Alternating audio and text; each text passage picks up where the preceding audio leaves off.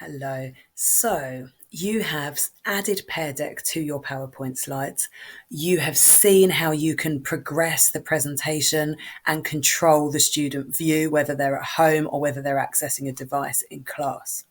The next step is to add a level of interactivity so that students are able to answer questions and you have a whole view of your student responses in the room. And this can be great for starting discussions. It can be great for assessing prior knowledge or assessing existing knowledge.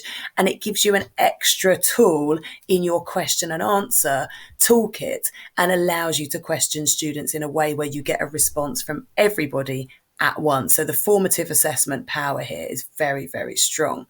As you can see, I still have my slide open with the Pear Deck and Pear Deck is running. So I've gone to start lesson. Students have had the code. Students have logged in on their device and I'm in the lesson.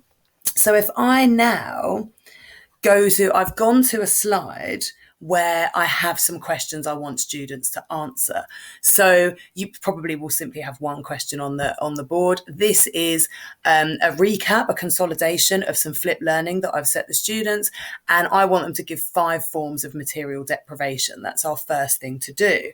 So as the student, if I go to my device, I have an option here, and at the bottom it's this green box here. It says answer question. Now, if I press that as the student, it simply gives me a box to type in. So I can now type forms of material deprivation. I'm going to say poor nutrition. I'm going to say overcrowded housing. Okay, or overcrowding, that will do. And then I can toggle between the question and the answer with that green button so they can go back and remind themselves what the question was. As the teacher, I've got this tool here, show responses. Okay, so it doesn't always show, when I hover down, it appears and I have this toolbar and I go to show responses and my students' answers appear on the screen. So if there were 20 students in the room, there would be 20 answers on this screen if they've all typed something. I have 2 views, one where it lists them below each other.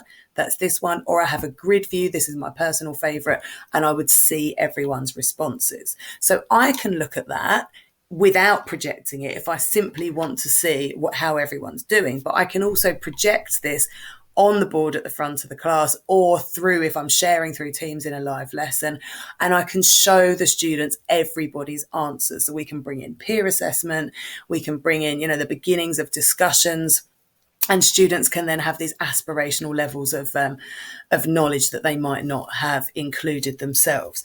And it's live. So sometimes if it's in class, I would say to students, right, put your device down, turn your device off, move it away, or, don't touch it, because they can actually update very easily. So if I just delete a few letters, you can see there it's immediately on my screen having an impact. So I've deleted an answer.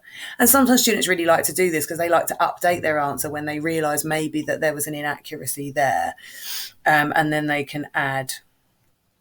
And as you can see, I'm just simply typing right now. They can add a new response there. So it's very live, very instant.